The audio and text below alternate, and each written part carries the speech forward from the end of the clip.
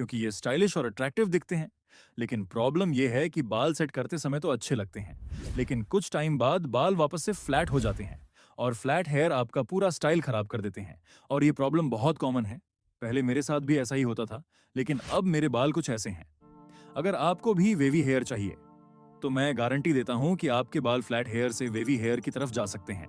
बस आपको वीडियो को लास्ट तक देखना है और जो मैं बताऊंगा उसे सही तरीके से फॉलो करना है।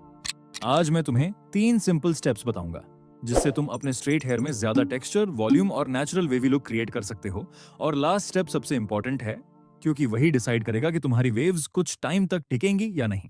चलो शुरू करते हैं। सबसे पहली मिस्टेक जो मैक्सिमम बॉयज करते हैं वो है कंप्लीटली ड्राई हेयर पर डायरेक्ट स्टाइलिंग शुरू करना। जब हेयर ड्राई होता है तो उसकी शेप चेंज करना डिफिकल्ट होता है। इसलिए हेयर वॉश के बाद जब तुम्हारे बाल 60 से 70% डैम्प हों, तब स्टाइलिंग शुरू करो। मतलब बाल गीले फील हों लेकिन पानी ड्रिप ना कर रहा हो। अब अपनी फिंगर से हेयर को नीचे से ऊपर की तरफ स्क्रंच करो। ये तुम्हारे हेयर में नेचुरल मूवमेंट क्रिएट करेगा। याद रखो, तुम हेयर को फोर्स नहीं कर रहे हो, तुम बस उसके नेचुरल टेक्सचर को एनहांस कर रहे हो। अब आता है नेक्स्ट स्टेप, जिसे लोग इग्नोर करते हैं, लेकिन यही सबसे इंपॉर्टेंट है। अब आता है सबसे इंपॉर्टेंट स्टेप। बहुत लोग सिर्फ बालों के एंड्स को ट्विस्ट करते हैं और एक्सपेक्ट करते हैं कि परफेक्ट वेव्स बन जाएंगी।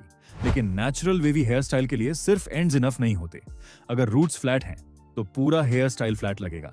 इसलिए हेयर को स्कैल्प से चिपकने मत दो। फिंगर से रूट्स को थोड़ा लिफ्ट करो और हेयर को उस डायरेक्शन में शेप दो जहां तुम्हें वेव्स चाहिए। अगर तुम्हारे पास ब्लो ड्रायर है तो ड्राइंग के टाइम रूट्स को ऊपर की तरफ लिफ्ट करो। ये तुम्हारे हेयर को ज्यादा वॉल्यूम और टेक्सचर देगा।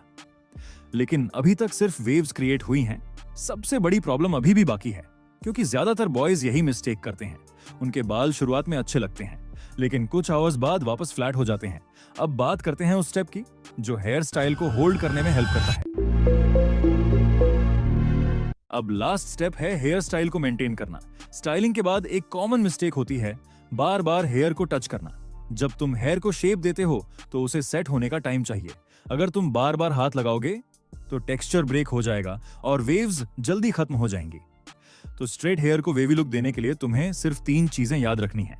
नंबर 1, हेयर को सही टाइम पर स्टाइल करो। नंबर 2, रूट्स और टेक्सचर पर फोकस करो। नंबर 3, हेयर स्टाइल को सेट होने का टाइम दो। हर किसी के हेयर का रिजल्ट सेम नहीं होगा, लेकिन अगर तुम अपने हेयर टाइप के हिसाब से ये स्टेप्स फॉलो करोगे तो तुम अपने स्ट्रेट हेयर को ज्यादा स्टाइलिश और टेक्सचर्ड बना सकते हो।